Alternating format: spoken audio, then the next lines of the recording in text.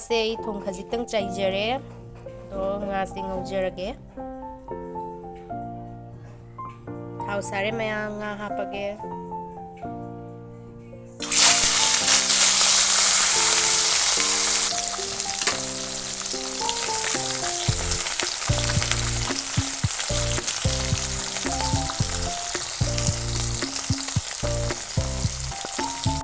ꯃꯌꯥꯝ ꯉꯥꯁꯦ ꯉꯧꯕ ꯂꯣꯏꯖꯔꯦ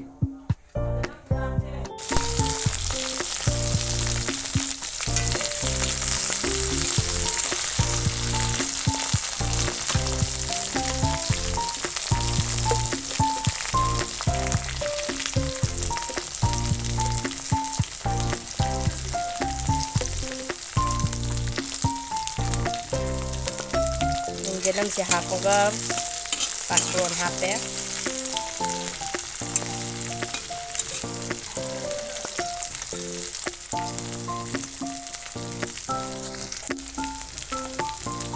ꯑꯂꯨ ꯍꯥꯞꯆꯤꯟꯖꯔꯒꯦ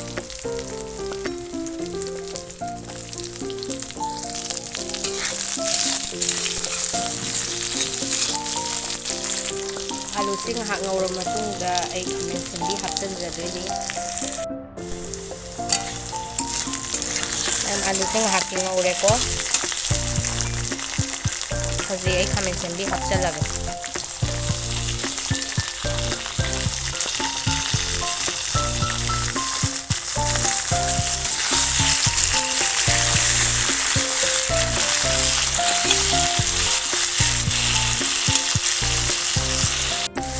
ꯈꯥꯃꯦꯟ ꯑꯁꯤꯟꯕꯤꯁꯦ ꯉꯥꯏꯍꯥꯛ ꯉꯧꯔꯕ ꯃꯇꯨꯡꯗ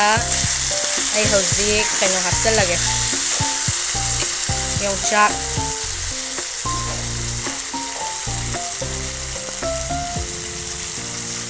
ꯌꯣꯡꯆꯥꯛ ꯃꯇꯝꯅꯤꯅ ꯌꯣꯡꯆꯥꯛ ꯌꯥꯎꯍꯜꯂꯦ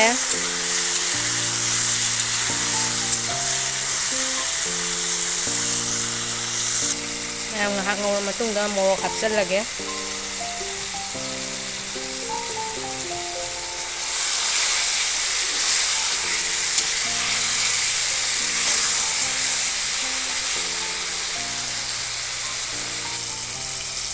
ꯉꯥꯏꯍꯥꯛ ꯉꯧꯔꯕ ꯃꯇꯨꯡꯗ ꯑꯩ ꯍꯧꯖꯤꯛ ꯀꯩꯅꯣ ꯍꯥꯞꯄꯒꯦ ꯌꯥꯏꯉꯪ ꯖꯤꯔꯥ ꯍꯥꯞꯄꯒꯦ ꯏꯁꯤꯡ ꯍꯥꯞꯄꯦ ꯃꯌꯥꯝ ꯊꯨꯝ ꯊꯥꯛꯆꯅ ꯂꯣꯏꯖꯔꯦ ꯑꯗꯣ ꯊꯨꯝ ꯊꯥꯛꯄꯗꯤ ꯑꯩ ꯀꯥꯎꯅ ꯚꯤꯗꯤꯑꯣ ꯅꯝꯍꯧꯗ꯭ꯔꯦ ꯑꯗꯣ ꯌꯥꯔꯅꯤ ꯑꯩꯒꯤ ꯍꯦꯟꯖꯥꯡꯁꯦ ꯑꯩ ꯍꯦꯟꯖꯥꯡꯁꯦ ꯂꯣꯏꯔꯦ ꯍꯥꯏ ꯃꯌꯥꯝ ꯑꯩ ꯍꯦꯟꯖꯥꯡ ꯊꯣꯡꯕ ꯂꯣꯏꯖꯔꯦ ꯑꯗꯣ ꯃꯌꯥꯝ ꯑꯩ ꯃꯍꯥꯎꯁꯦ ꯌꯦꯡꯖꯔꯛꯑꯒꯦ ꯃꯌꯥꯝ ꯏꯆꯝ ꯆꯝꯕ ꯑꯣꯏꯅ ꯑꯣꯏꯔꯦ ꯉꯁꯤ ꯆꯥꯛꯁꯤꯒ ꯂꯩꯔꯦ ꯁꯤꯗ ꯑꯃꯦꯠꯄꯤ ꯂꯩꯔꯦ ꯑꯗꯒꯤ ꯍꯦꯟꯖꯥꯡꯁꯤꯒ ꯁꯤꯇꯅꯤ ꯆꯥꯗꯣꯏꯁꯦ ꯍꯥꯏꯗꯤ ꯃꯊꯦꯜ ꯑꯇꯩꯗꯣ ꯇꯧꯗ꯭ꯔꯦꯕ ꯃꯌꯥꯝꯗꯨꯗꯤ ꯑꯩ ꯍꯧꯔꯒꯦꯀꯣ ꯍꯥꯎꯒꯗ꯭ꯔꯥ ꯍꯥꯎꯔꯣꯏꯗ꯭ꯔꯥ ꯈꯪꯗꯦ ꯑꯩꯒꯤ ꯑꯍꯥꯟꯕ ꯐꯥꯔꯁ ꯃꯨꯛꯕꯥꯡ ꯍꯥꯏꯇꯥꯔꯦ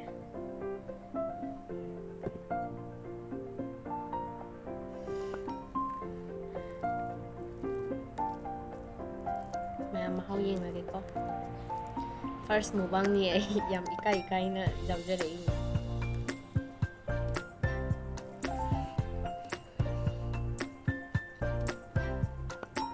ꯍꯥꯎꯔꯝꯃꯤ ꯆꯝꯇꯛ ꯉꯥꯛꯇꯛ ꯉꯥ ꯃꯆꯥ ꯊꯣꯡꯕꯁꯦ ꯌꯥꯝ ꯍꯥꯎꯋꯦ ꯍꯩꯕꯖꯥꯠꯅꯤ ꯑꯩꯁꯦ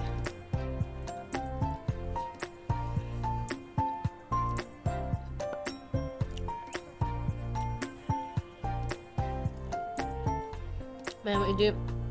ꯏꯟꯖꯥꯡꯗ ꯍꯥꯞꯄ ꯁꯨꯃꯥꯏꯅ ꯃꯣꯔꯣꯛ ꯑꯇꯦꯛꯄꯒꯁꯦ ꯁꯤꯁꯦ ꯆꯥꯕ ꯍꯥꯎꯕꯅꯤ ꯄꯥꯝꯃꯦ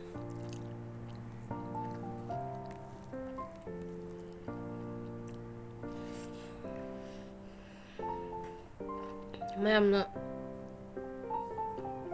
ꯅꯪ ꯍꯦꯟꯖꯥꯡꯗ ꯊꯣꯡꯉꯦ ꯆꯥꯕꯗꯤ ꯎꯠꯂꯛꯇꯦ ꯀꯥꯏꯅꯁꯨ ꯍꯥꯏꯕ ꯃꯌꯥꯝ ꯌꯥꯎꯋꯦꯕꯀꯣ ꯑꯗꯨꯗꯗꯤ ꯑꯗꯨꯝ ꯆꯥꯕꯁꯨ ꯍꯥꯞꯄꯒꯦ ꯍꯟꯗꯛꯇꯤ ꯍꯥꯏꯅ ꯑꯗꯨꯃꯥꯏꯅ ꯍꯥꯞꯄꯛꯏꯅꯦ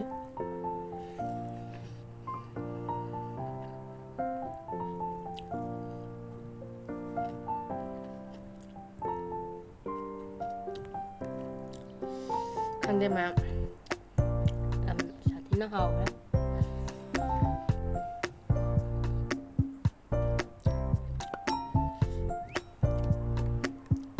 oro ma sabanda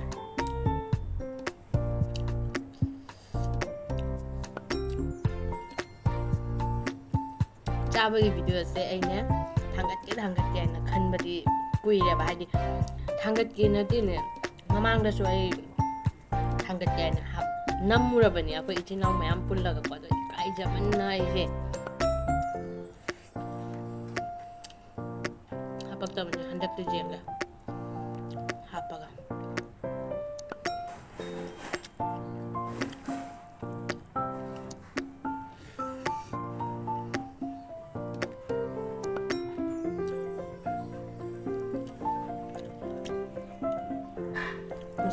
사갈락पसिदा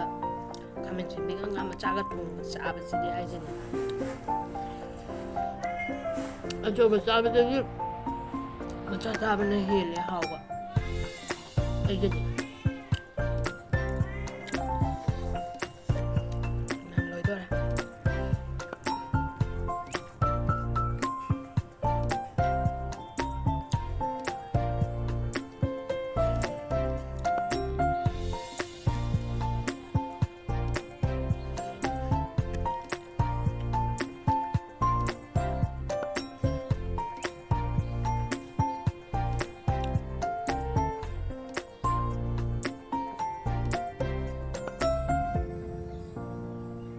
ꯃꯌꯥꯝꯅ ꯅꯨꯡꯁꯤꯕꯤꯗꯨꯅ ꯑꯩꯒꯤ ꯆꯦꯅꯦꯜ ꯑꯁꯤ ꯂꯥꯏꯛ ꯇꯧꯕꯤꯔꯝꯃꯣ ꯑꯗꯨꯒ ꯍꯥꯏꯗꯤ ꯑꯅꯧꯕ ꯏꯆꯤꯟ ꯏꯅꯥꯎꯅ ꯌꯦꯡꯕ ꯌꯥꯎꯔꯒꯗꯤ ꯁꯕꯁꯀ꯭ꯔꯥꯏꯕꯁꯨ ꯇꯧꯁꯟꯕꯤꯔꯝꯃꯣ